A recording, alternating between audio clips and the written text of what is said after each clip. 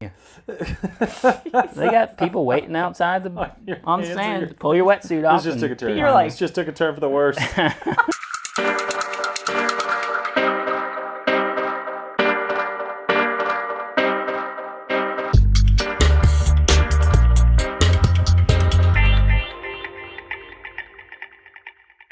What's up, everybody? Welcome to another episode of Coaches on Couches.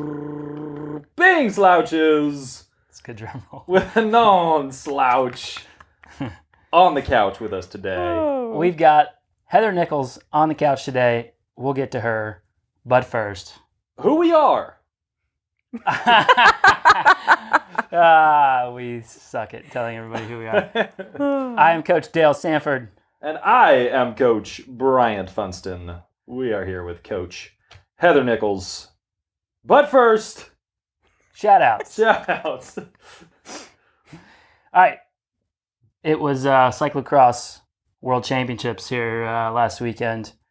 So pretty much all of our shout-outs revolve around cyclocross. So Mathieu van der Poel basically won the race off of riding clean. Yes. He put in time every lap in that same spot, and Wout just couldn't. Technical off-camber, uphill. Yeah. And yeah, it was a huge difference maker for sure. Yeah, I mean they both. It was the sporting event of the weekend. Absolutely. I mean, relative to the Super Bowl. It was way more exciting than the Super Bowl. Despite him running away with it. Wout he tried. He slipped the first time. He pulled himself back. He slipped another time, and he just went too deep. And for all the cycling fans, Tour of Flanders this year, kind of the premier event for the Belgians. His team has got an invite. So Wout van Aert last year had that great result at Strade Bianche. Yep. I'm curious to see how Van der Poel does because he was killing it. Yeah, he's strong. All year long. And I'm going to say this name wrong, but Sanne Cant. But I think she can. Don't say she can't. Don't say she Do that. can't. She won. This is her third cyclocross world championship. So she crushed it. And then shout out to the state of Arkansas. Bam. For pulling in the 2022 UCI Cyclocross World Championships. It's already on our calendars. Oh yeah, most fun I've had at a sporting event was World Championships in Louisville, also known as Lowell for the people around the area. It was by far the most fun I've ever had at a sporting event. So put it on your calendars. Go support cyclocross racing. It's going to be awesome. We're going to flood into the state of Arkansas, and they're not going to know what hit them. My shout out is to Outdoors Inc. Last night they had me come and speak to them. Great crowd showed up. Appreciate all the staff who stayed later so that we could talk a little bit about finding motivation, keeping motivation, goal setting, and stuff like that. So it was a great time. So thanks to them. Heather, you got any shout outs? Yes. Okay. Shout out to Stella, my daughter, for getting Rookie of the Season on her swim team. I guess we all do this. Yeah. Swim like a dolphin. Nicely done, Stella. I got one more shout out. Shout out to the 5 people on Facebook right now. We'll do it. Lee, Give Jamie, us a thumbs up. Cindy, thumbs Jamie, up, Facebookers. 2 Jamies, Greg, and Liddell. We're up to 6. We're up to 6. Oh, there we go. All right. Let's dive into it. Enough with the shout outs. We're talking to Heather today, and she has a bit of a unique scenario when it comes to like her life in general. Like a lot of people, she wears a lot of hats. Mom, triathlete, bike racer, and also a full-time fitness professional, which throws in a lot of interesting considerations to her training. So real quick, though, Heather, give everybody kind of a breakdown of your life scenario from your own words, work, family, all that kind of stuff. Okay. What that typical week looks like for you. Oh, okay. Well, that's interesting. Work, yeah. Full-time fitness professional, personal trainer, group fitness instructor. Yes, it adds quite a little bit on to me, which is fine. Family, shout out, Jamie Allen. And Stella, of course. Stella's 12. And He had about 18 dogs, didn't he? 3 dogs. Oh, 3. Sorry. Yeah. 3 dogs, 2 cats, 2 guinea pigs. Wow. You have more animals in the Funstons. I don't know about that. No, it's not true. I don't know, Yeah, chickens. That's false. Chickens. I'd like some chickens. We're not really sure what the dogs would do with the chickens. So how many like training sessions actually how many different training sessions do you do that require you to also kind of work out yourself? Oh, you mean with clients? Yeah. 1, 2, 5. 5, 6? So those are what, like mostly 45 to an hour? Yeah, 50 minutes to an hour. Okay, so you're essentially on top of all of your training, swim, bike, run, strength, we're adding on another 5 hours on top of that. Yeah. You know, to everything else. So Yep.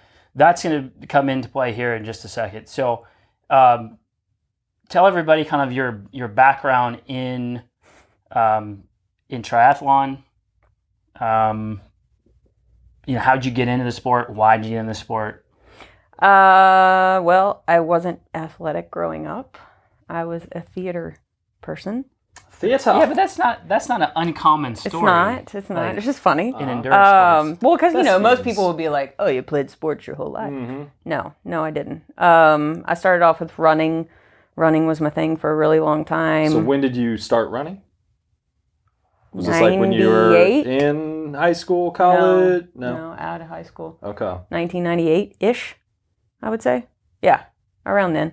And then I used to mountain bike. You wouldn't catch me on a mountain bike now. And then triathlon, probably around 2010-ish. I worked with a girl named Brandy, and she was doing triathlons, and she was like, hey, you should totally try it. Mm-hmm. And I went to her neighborhood pool and swam with her a bunch, and we were going to do her Parsons Try, which we don't have anymore, Yeah. Which is unfortunate. I know. That it was a really good try. a good race. It really was. I didn't even own a road bike. I borrowed one. And she convinced me to do the longer distance because of my running background. She was like, 2-mile run. She was like, come on. So being a non-swimmer, I took on 800 meters on my first one. And that was interesting. And you went back for another one. So Yeah. there we go. Yeah. Yeah, you kept I at kept it. going. Mhm. So there's that. And Yeah. then, of course, came road bike riding and racing and all that. Yeah, and a lot of the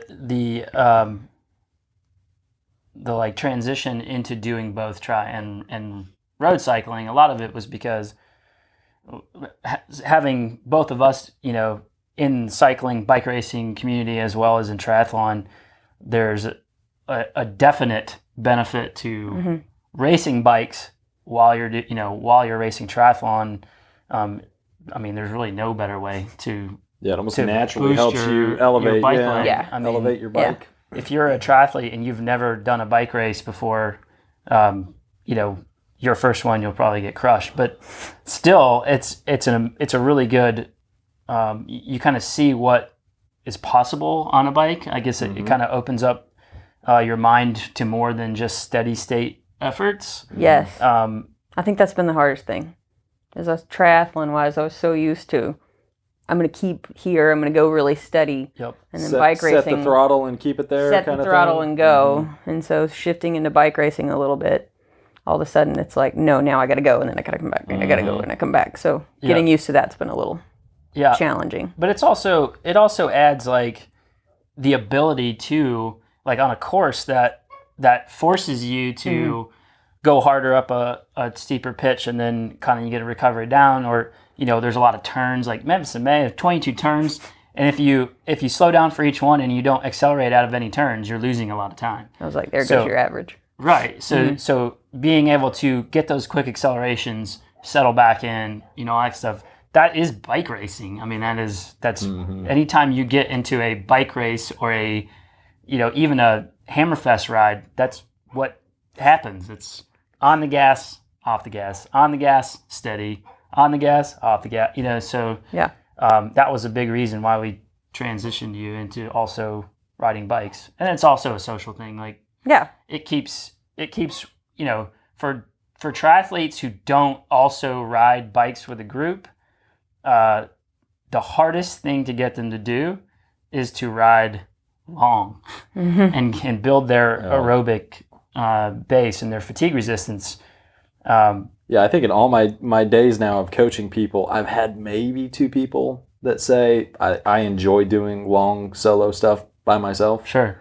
That's my time to get away and I could see not that. have any demands. Yeah. I'm like, I can do that once, maybe every year. I could go out for a solo ride, but I'm a very social person.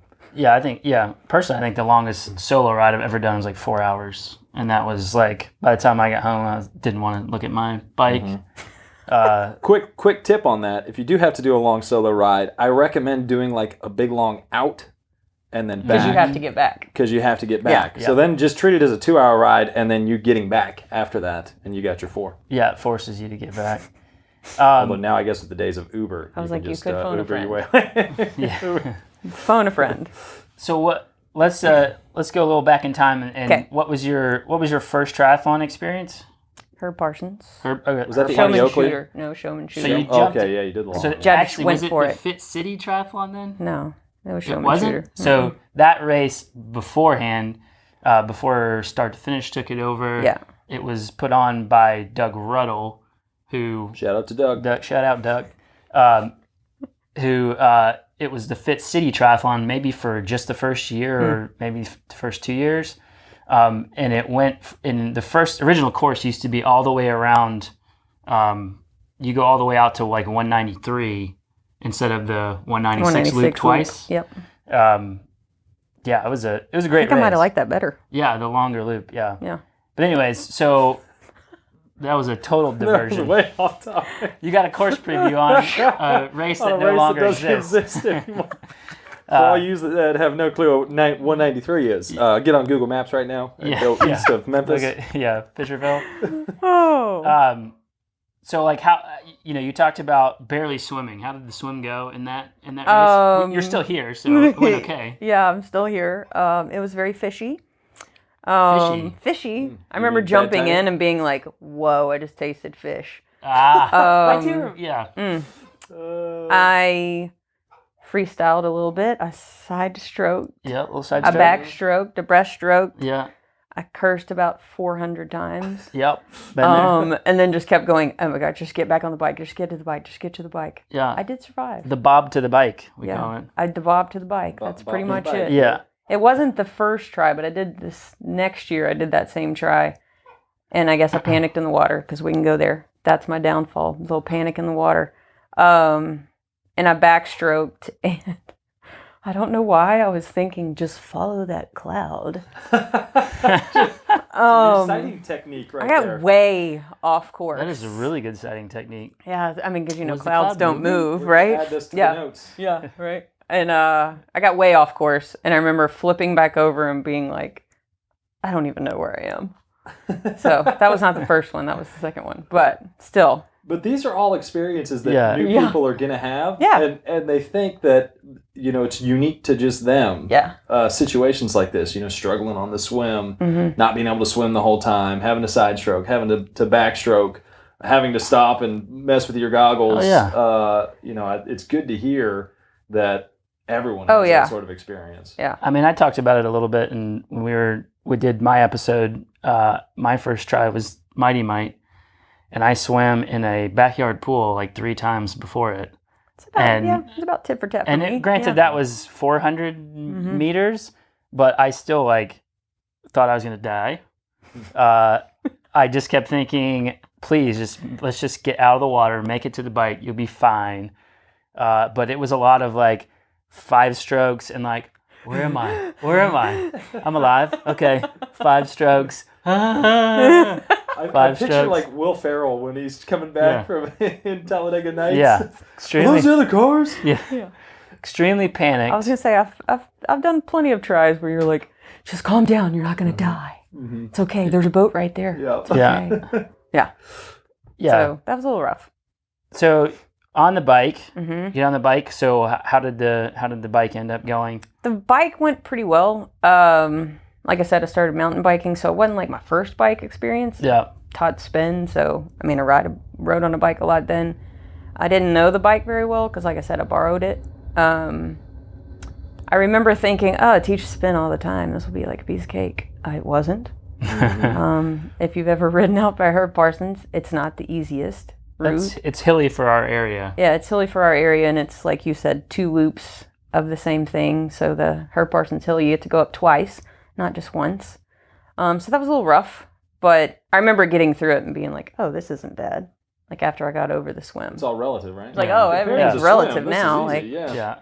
And then back then, my run was probably the strongest. And so as soon as I got off the bike, it was kind of like, I guess you consider it in your zone. Mm-hmm. Sure. And it was a trail run on top of that. So it was fun. That's when I finally actually was like, kind of dig this triathlon thing when I started running. And that run wasn't easy either. No. I ended up spending some time with some medical professionals after that race, maybe more than one time. It's pretty rooty. There's some good steep pitches in it, and herb trails are, if you're trying to run them hard, tough. Yeah, that's a tough go. Yeah. So, do you remember how you placed? I actually got 3rd in my age group. There we go. Yeah. Maybe that was it. Maybe that's what made me go, I kind of like stuck with it. So what are, like, along those lines, like, what were some of the other things that made you stick with triathlon? Like, there are a lot of people that may get into it, do the first one, have a terrible experience, and then, like, never come back to it. But, you know, what are the things that keep you in it? It's a little more variety than just running and hitting the pavement over and over and over and over again. Hit the treadmill because it's not nice outside. Gave me a little more variety. Sure. It's a little more interesting when you can do more than one thing. I don't know. I kind of dig the changes in the race. I get a little bored. So. Well, it's most people. I mean, that's really more of it. And the community of people that I've gotten to know. Oh, absolutely. And that's kind of a huge part of it. Yeah. I've said that a million times. Is the main thing that drew me in was you get done with the race, you've turned yourself inside out, whatever that means to you. Right. And, you know, everybody's at the end of the race is, you know, hanging out, chatting, laughing, cracking beers, and, you know, just, you know, having a good old time. And I like that part too, because if you have a bad part of a race and you're talking afterwards and all of a sudden everybody's like, oh, right, like that was so bad. Yeah. War stories. You're like, okay, I'm not, you know, it's not just me. Yeah, for sure. Yeah. It is like some of the most welcoming community, you know, endurance athletes in general, but triathlon as well. There's always somebody willing to help. There's always somebody who, if you have a terrible day, they'll tell you another story of worse. Yeah. Maybe not trying to be a one-upper there, but, you know, just try, you know. More like, yeah, I know how you feel. Hey, exactly. This is what I dealt with. Yeah. So, like, fast forwarding to now, I'll run down a couple of stats, just a few things from last season. Whoa, he's got a note He's card. more organized like than me. Cards, so, last year, we age group podium at 5 out of the 7 multi-sport events we did last year, one of which was an overall podium at Tupelo, the super sprint. You know, we always, you tend to do better on the shorter events like myself. I prefer to, you know, shorter events, but also 3rd overall at Rockabilly Grand Prix. So that's an omnium. That's road only event there. Road race, time trial, and a crit. So 3rd place in the overall. And then in the state time trial, you did for 40K averaged over 21 miles an hour. Yeah. So that, to me, you know, that was kind of one of the big moments for me as the coach from last season, was just having that, you know, feather in the cap of cracking 21 for 40K. So what were there any other like moments from last season that kind of stood out to you as far as like just meant more to you? I mean, you hit a lot of them. Which of those would be the highlight? Probably the state time trial was a huge one. Rockabilly was a huge one for me. Yep. Because I think that was maybe like my 3rd crit ever. Yeah, you finished 2nd in the crit. Yeah. You know, in a pretty much a sprint finish. And the time trial there was the fastest bike pace I've ever averaged. So that was a pretty big highlight too. Yeah.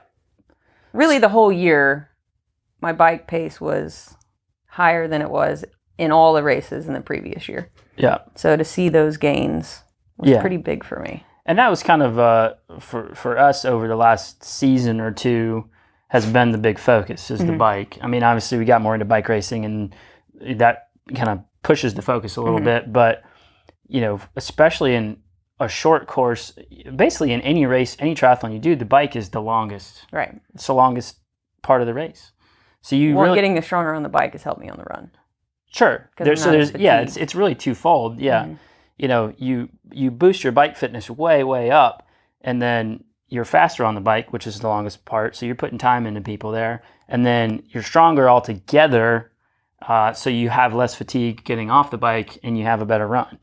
So I mean, for a win-win. Yeah. Well, for people and I saw an article about this the other day. Was for people who are really time limited. Why would you put your time into things that aren't going to gain you the most time? So if you're really trying to, triathlon is A to B.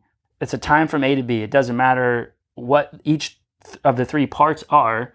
It's still a finishing time. So if you're time limited, why would you put your time into the thing that you already are the top at, or the thing that isn't going to gain you the most time? And a lot of times that's the swim. And I'm not to discount the swim portion, but it is the shortest part of the event. Well, it's like everybody always says, nobody wins on the swim.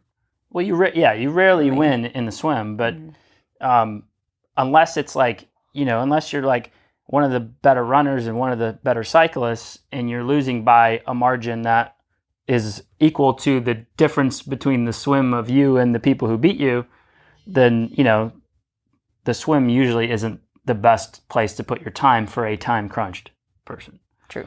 So all that to say, that's why we put so much time into the bike over the last 2 seasons, and it's really been night and day. And I'll even put in there that we haven't even. You just got power. Like you haven't even trained on power at all until a couple weeks ago when you got a lemon power. We won't go into there. I was like, just move on from that. We finally got a working power meter on we're the there bike. now. Yeah. And even this year, I can only foresee even more gains because we're just able to train a little bit more accurately on the bike. So I did think of another moment in triathlon. Okay. Because like I said, I used to freak out in the water. I mean, I'm just going to be honest. I used to freak out. I think this is the first season, every single swim, I was completely calm the whole time. And this is the first season I had an ocean swim. Yep. So that was huge. What was the big difference? Yeah, what do you think was the big difference? Getting comfortable in the water, I guess. I know we've spent experience or more time in probably more water? experience and learning. I hate to say coping mechanisms, but let's just call it that. Coping mechanisms. I got to where the year before I counted my strokes when I swam, just so my brain would stop going, oh my gosh, I'm out in the water. Oh my gosh, I'm this. Oh my gosh. I started just going, I'd count from 1 to 100 and then start back over. Yeah. I did that the whole year previous, and then this year I didn't have to count at all. Yeah, I mean that was huge. I just thought of it. Yeah. No, that's that is a huge thing that keeps people out of the sport. And for us trying to be some of those people that are growing the sport, anything that we can offer to somebody to help them get over either just getting in the water. We had somebody the other day that commented, was, how do you get over like swimming in water with squishy bottom? Like, oh yeah, it's like, put your feet down there. Yeah. Well, you got to when you get out of the water. It's one of those things like, there's a little mental barrier there. I was gonna say it's mind over matter, really. Yeah, I mean, there's probably nothing in the bottom of a lake that's grosser than what you've probably stepped on, like at a beach, or what's mixed in with sand and stuff at the beach. No, I mean, right. It's all the same You're stuff. right. So yeah. Just And I will say, out of all the tries I've done, I mean, there's not been really anything. No fish have come up and bit you, or I mean, that's one that I've had people that I've coached, triathletes that I've coached. Yeah, I don't want to swim in a lake because I don't want a fish to get me. Yeah. Yeah. I think I never thought about guaranteed with 200 plus people in the water, They're gone. there's nothing even going to come near you. No. I mean, the worst experience I ever had with that was Ironman Florida. Was just swimming through some of the jellyfish. There's a lot of jellyfish at Bay St. Louis this year. Luckily, I didn't get one. Yeah, I mean, but a lot of times, if you're wearing a wetsuit, the only thing you got to worry about is your hands and your face, really. But you know, if you get stung by a jellyfish, just let me pee on you. They got people waiting outside on the sand. Pull your wetsuit off. This just took a turn. You're This just took a turn for the worst. All right. Back on track. Moving on. Yeah. So, you know, getting comfortable in the water, you know, it takes some of it's experience, some of it's finding those coping mechanisms.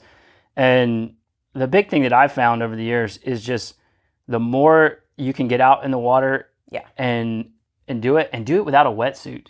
So in a controlled environment, obviously, with a group, you know, with a buoy, you know, kind of a flotation buoy, but not really something that's floating you, you know. So the more comfortable you can get swimming in open water without a wetsuit, when you put that wetsuit on, it's like night and day. And like unless the wetsuit's really tight around your neck. Well, unless you put it on wrong, which we went over last week. That was one of the things that I wish I had known early on. So yeah, that was a huge you know, stepping point. I remember you putting comments in there about how comfortable you actually were this season on some of the swims. So let's bounce forward. You know, we're talking about you as a fitness professional doing like at least 5 hours of extra training. So this is kind of like the opposite of, you know, some of the people who are trying to get as much time in, right? You know, squeeze as much time out as possible. You're a little bit on the other side, but I mean, we have the same experience.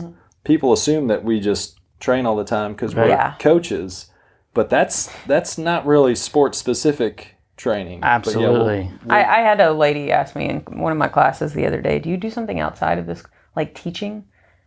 And I wanted to chuckle, but not like chuckle in a jerk way. Yeah. It was kind of like, I do a lot outside of here. So I get what you're saying. Yeah, people just assume as a coach or a fitness professional that that's like all you do all day. So you just train and train and train and train and train.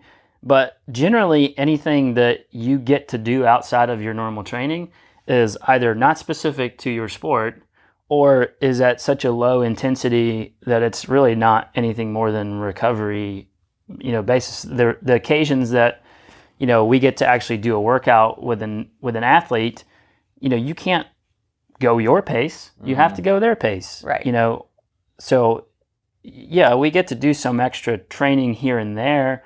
But most of the time, it's not quality and it's not specific, but it still adds training stress. Exactly. Yeah, it adds that fatigue still. So we're, you know, as a more competitive, you know, focusing on sprint distance and bike racing, you know, we've been averaging like 9 to 11-ish hours of actual swim, bike, run training. Right. So then you add that 5 hours on top of that, and now we're into that like 14 to 16 hours of training. I'd say last week I hit a little over 16, which would be like what a person, a more competitive person, would be doing training for like half Ironman, right? Or like you know, kind of intermediate Ironman average, you know, before those mega volume weeks. Like, so this is like a pretty massive amount of training. It is. So, you know, how, like the big ways, you know, that we've kind of combated that, one is obviously communication, like knowing, like, you know, over a week block or 2 week or 3 week block, like we track everything. So Heather's really good about literally uploading everything she does. And then we, you know, even some of the things that she doesn't track, like heart rate wise, right? We can assign like a TSS score to, like an average, and that way we can kind of see that fatigue build up over time. And then along with her comments, which you're very good about putting in, you know, we can see if we need to kind of like back it off a little early, or she's always good about like asking me, hey, I'm like smoked right now.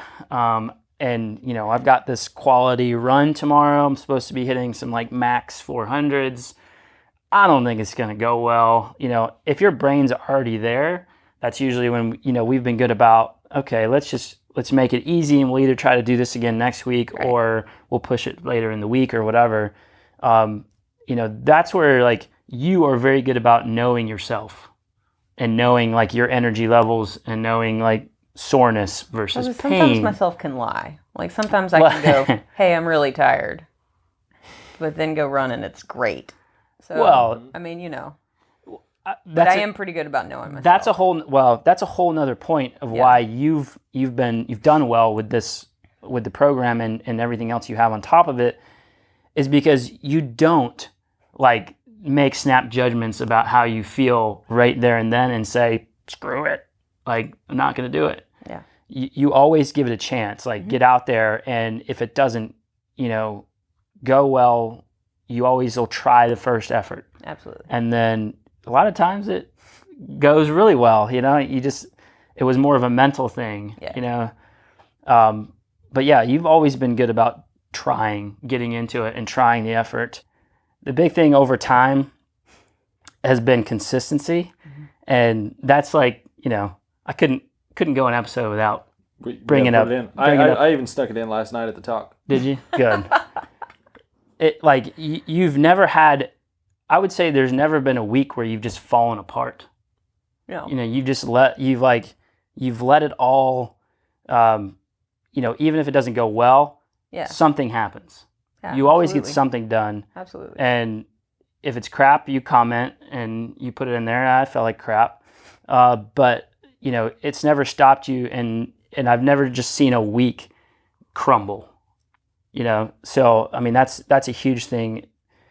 With as much work that you're doing, like non-specific work, we always at least have, you know, 2 to 3 good attempts. Yes. I mean, you know, it's never going to go well every time, and then you add on top of that all the other training, and it just makes for the need for more recovery, which we've kind of had to develop how to do that over the last few years. I was gonna say that's been a little bit of a trial and error. Absolutely, yeah. I mean, we've made some mistakes, right? Like we've put you into a hole, you know, several times, and then we had like maybe a week or 2 weeks straight that you were in a hole and have a freak out moment. Yeah, and then I get the woosah. Yeah, you back it down. So do you have any other? I know I probably rambled for a few minutes there, but do you have any other things that you do personally to make sure that, you know, with all of the extra stuff that you have and your entire stress load, you know, how do you manage that? Recovery's been a little bit bigger, especially because I'm not 20. You're not? So Don't look a day over 20. I stretch it a lot more. Everyone take a guess on the Facebook comments. We're not going to guess. We're not going to guess. So knowing that, like, I used to be a person that, like, didn't need to stretch. Like, I hate to admit that, but... That's what everyone says until the injury shows up, that nagging pain. I almost went backwards, though. Like, the more I stretched, the more injured I got, because I'm a little hyper-flexible, a little hypermobile. That can be a problem. But now I actually do have to stretch. How I make sure... I mean, on Mondays, I teach a spin class. I know, luckily, the bikes where I teach, Germantown Athletic Club, they have Sage's power meters on them. So I can look down and go, I really don't need to be as high as possibly all these other people might need to be. I could back it down a little bit. So you're saying you're good at faking it? No, I'm not faking it. Fake pain face. No, I'm good at it. I'm good at it. Not faking it. It's like, anybody watching, I'm not faking it. Still getting a workout in, but I mean, keeping everything balanced, like not freaking out if I'm a little bit tired. I think I've gotten a little bit better about that. Like recently gone out for a run, I'm supposed to do those track intervals. I'm pretty sure every single one felt like death. And I remember getting in one set of them and then just had to think to myself, I just don't have it today. But I tried. but I just didn't have it. So I just quit. I didn't freak out. I didn't have a meltdown like I used to. I didn't blow up Dale's email and like, oh my God, I'm terrible, blah, blah, blah, blah, blah. I was just like, not my day. So I guess learning to not expect your body to be able to do everything all the time. Yep. That's huge, yeah. Has been huge. Yep. Making sure, I'll be honest, my training peaks, I can't stand to see yellow or red. That's always good. For those that aren't on Training Peaks, yellow and red means you did not hit the workout to spec. Yeah. If it's green, it means you like nailed the workout within a certain range. Yeah. Yep. So, I mean, yeah, I'm going to be honest. I don't like seeing yellow or red. So if red's on there, I get really perturbed sometimes. But I know that life gets in the way, and I've just had to learn to adapt to that a little bit better. I got to put this in there because it happens a lot. So whenever like Heather has like a not so good run and maybe she cuts it short, like I'm going to do like an easy like 6 mile run. Does she leave it on? She'll cut it short. No, she'll cut it short and then like, so you get a file that's like 5 miles and then like 10 minutes later you'll get a file that's like a mile because she got back to the house and said, no, I'm not quitting. I'm getting that last mile in. Yep. And then she starts over and just hits the last. But I mean, I've done that quite a few times. I know, that's why I put it in there. Like, gotten mad and been like, oh man, I quit today. Like, I shouldn't have quit today. And I'm just going to do 1 more mile. But that's you highlight two of the biggest things, though. One is not quitting. I mean, there's a difference between mentally giving up and physically giving up and knowing the difference between those two. And the other one is you're not always going to have a fresh body that's going to be able to nail. It's okay to fail some workouts. I mean, that's what you learn from that as well. So for people who are, if you're coaching yourself or anyone that's been in this sport long enough, you're going to have days where you may have thought you were going to feel good and you feel like garbage, only to find out, a few days later, maybe you're getting sick or maybe you weren't hydrated or it was a change in temperature. I mean, there's so many things. You can think you're going to feel like crap. Exactly. And then you go out. That happened to me the other day. It was like, everything hurts. I'm dying. My legs are sore. I feel like I have bricks under my shoes. I'm just going to go try this run. It was an awesome run. Well, I think I even commented. I was like, What happens between your ears, if you can tell yourself, hey, I know I'm going to nail this. I know I'm going into it tired, but that's just a great training opportunity for me. And if you can mentally get yourself in a right state, I mean, don't underestimate the power of what your brain can help your body do. And also on the other side, don't go in thinking you're going to feel crap because sometimes the body surprises you as well. So giving it that honest effort and not beating yourself up if you can't hit a workout to spec, because sometimes there's days like that. And sometimes there's races like that, which makes it worse, but it's reality. That's why we always encourage people. And we had the short course episode where doing multiple races, having multiple races on the calendar, in case you do have a bad race, it's not the end of the world. You have another one coming. Exactly, yeah. Absolutely. All right, so let's jump into do you have any other tips for kind of like how you personally manage your time and fit it all in? I get really good at doing things, not workout-wise, life things very fast because I work full-time. So I have to... So you're efficient. I'm efficient. I've been known to go to the grocery store and it take me like 7 minutes to get everything done. You're like sprinting down a wall. And then I get the Training Peaks notification that her grocery store trip was Heather ran through the grocery store. Making sure you kind of hit on this a couple weeks ago, I think. The bag's in my car. I at least drive to the pool and get in the water, even if I'm like, there's just no way I'm not gonna get this amount of time in. Like yesterday, I had an hour swim. I knew I was gonna run out of time. Like I just knew I was gonna run out of time, but I was like, oh well, I'm gonna go in, I'm gonna jump in the water, and I'm gonna get it done. Some is greater than none. We've talked about a lot. Yeah. So. But schedule-wise, making sure I at least plan myself to have a little bit of time here and there to get the workouts in. Yep. But like today, I'm going to be honest. I don't have time to get my run in. I hate to admit that on camera. but it's going to go on tomorrow instead. So learning that even though you've written the schedule the way it goes, having that ability to go, hey, you know what, it's not going to work today. I'm just going to slide it over here. Mm-hmm. Making sure I slide it over there and it still gets done. Yep. Yeah, I mean, I said this to Brian before we got on. I was like, really just doing it. Like, making myself do it. Show up, right? I think, it's not always fun, but as far as internal motivation goes, you're kind of among the top level of people that we come across that just you write the program and it gets done. Like, there's not a whole lot of ifs, ands, or buts. Yeah. Even if it doesn't get done to spec on the days perfectly, it gets done. And I would say, like, learning the process of, like you were saying, like, you have a big block of training. Like, right now I'm getting to the point where I'm getting a little tired. Everything's getting a little sore. Mm-hmm. Yep. Instead of thinking, like, oh, what's wrong with me?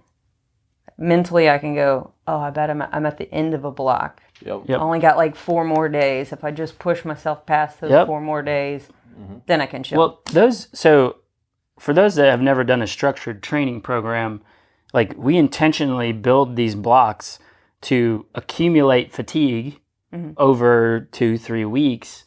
And by the end of that 3rd week, you should have a ton of like, especially if you're doing long course, like, that's how you simulate the day of an Ironman, is to accumulate a massive amount of fatigue over 2 and 3 weeks.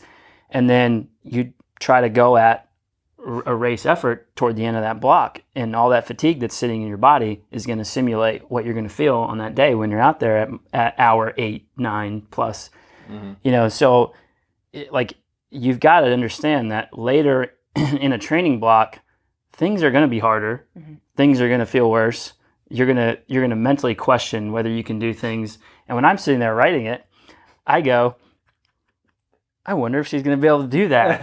I was wondering. I was like, I know I'm putting this on here. This is hard. Like, if she nails this is going to be a really awesome, like, this is going to be awesome. 3 weeks into a block, you know, if you can nail that, we're on a good track. I'm not going to lie. I've opened it a few times and been like, what? Impossible. Next workout, please. To some extent.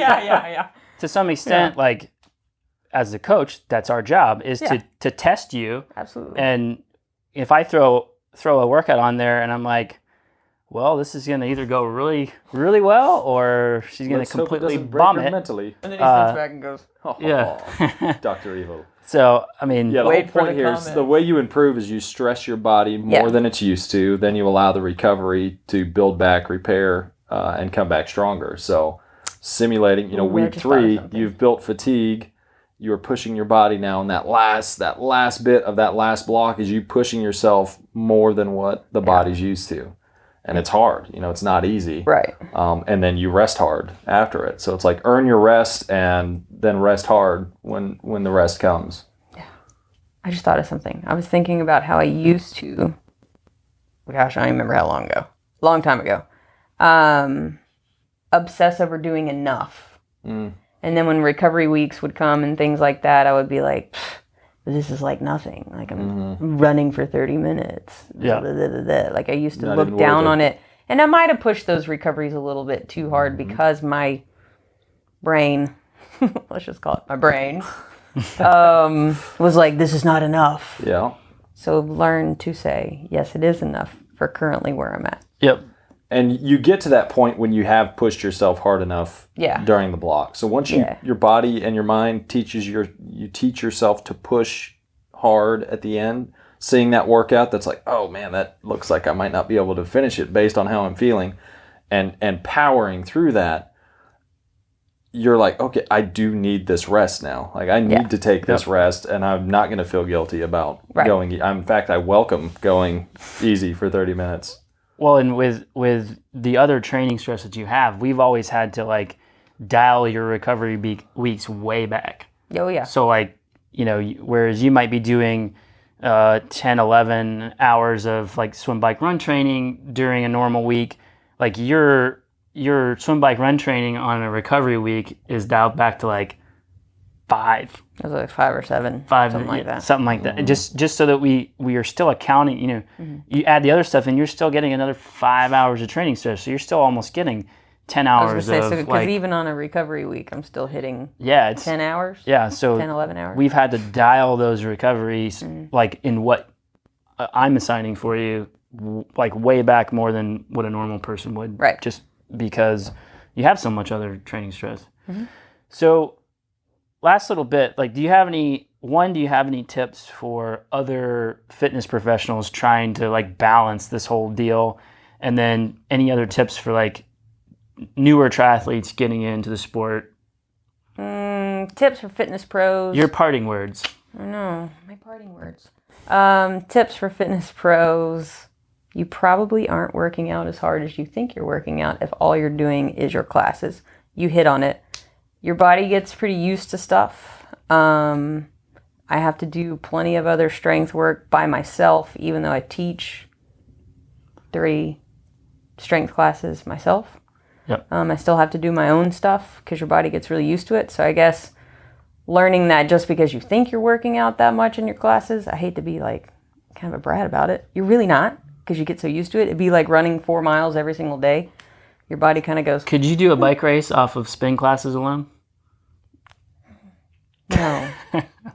I mean... That was a loaded question, sorry. Sorry. No, I don't think so. Your bike handling would be horrible. Yeah. And then all of a sudden people are riding next to you. So there's that. That- You're like, oh, maybe the bike actually moves. What was the other... Anything for like newer beginners. Things that you wish you knew? Count to 100 is what I'm saying. Count to 100. Yeah. Unless you know how to count to 200, then count to 200. I don't know why I picked 100. But I picked 100. number. I think because your brain can technically go to 100 and then start recounting. Or learning other strategies that make you relax in the water. I wish I knew that other people also had to do other strokes besides freestyle. Because I remember thinking, like, how lame am I that I'm out there side stroking and breaststroking and backstroking. A lot of people do that. I've seen pros backstroke in some of the ITU races. Hey, if you're really good at backstroke, it might be really good as long as you don't follow Usually they're a cloud. way out in front and they're trying to see who's behind them, but... They're not following a cloud, so there's that. Don't follow clouds. Yeah. Not good sighting. Like Not good sighting object clouds. Another, I wish I would have known. I knew this, but it's an expensive habit and an expensive hobby. It is. So learning to find the used sales, find things like that. Yep. There's so many sites out there now that it's easy to find stuff. Yep. And just knowing that probably somebody out there has had the same kind of struggles you have. Don't hold it in, let them out. Because like you said, people will be like, oh yeah, man, the first time I did da-da-da-da-da-da. So everybody's got a story. Yeah. I would say too, like kind of what you're talking about with all of the like gear Facebook groups and sites and stuff like that. If you're actually considering getting into triathlon, like get a relay group together. Yes. Get into find yourself, get into the community. Yes. And just ask around. Mm-hmm. And half the time you'll find somebody like, I got this like number 17th bike that is just sitting in a corner and I'll sell it to you for like $200. And now that was actually my first triathlon experience, was a relay team. Yeah. Well, I was a runner. And the person that swam, we had never even met him. And we were like, oh, I think he like broke his ankle or something weird before. And we were like, oh, this will be fine. It's an easy day. He's the first person out of the water. So, yeah. No, the relay thing's a really good point. Yeah. Like if you're interested in doing it, that's a really good. Try it out. Mm-hmm. Yeah. Get your feet wet. There you go. Yeah. I like it. But yeah, the sport is a more expensive. There are a lot of expensive hobbies out there. If you think about the things that you spend your discretionary income on, I would say this one is a lot healthier. I was going to say, this is healthier. But many interventions happening. And I would say if there's clinics out there, like you've done a transition clinic before and things like that, make yourself go to them. Yeah. Because I didn't know anything. Like I didn't know how to set up my stuff. I didn't even really know how to air up my tire, I don't think, because I had borrowed the bike. So learning the small little things, like know how to air up your tire, know how to change your tire. Because a lot of people don't know how to change their tires. And just learning like the logistics of it, learning that I'm going to walk in, this is what I'm going to do, this is what kind of start it is a little more relaxing than getting there and being like, I don't even know what's going on. Right, like trying to watch the person next to you and see what they're doing. You can reduce a whole lot of anxiety from your first triathlon experience if you just kind of dive in, just put yourself into the community, even before you race, get yourself into the community, get yourself into like little clinics, little this, that, and the other. Don't be afraid to go to, that's what they're there for. Anybody who puts on a clinic, obviously it's our livelihood, but you want people to show up. We do those to help people get into the sport and like help people who are in the sport improve. Like, so that's what they're there for. Like, you'd be surprised. Like, everybody who comes to those things is just there to learn, right? And nobody, like anybody who shows up, is in your same boat. So just put yourself out there and get to them. Yeah, like everybody sure. I think always feels like, oh, I shouldn't ask that question. But every triathlete, ask the question. Every triathlete wants to sit there and be like, well, let me tell you what I did the first time. That's like you never ask a triathlete like what their last race, how their last race went, because then you'd be walking into like an hour-long conversation. And you're like, I just want to know if that it was went an hour-long race. Yeah. All right. You got anything else, Funston? I've got no parting shots. No parting shots. All right. We appreciate it, Heather. Thanks for giving your time. Yeah, for sure. Thank you guys for hanging out and watching, listening. And we'll catch you guys next time. Adios. Peace.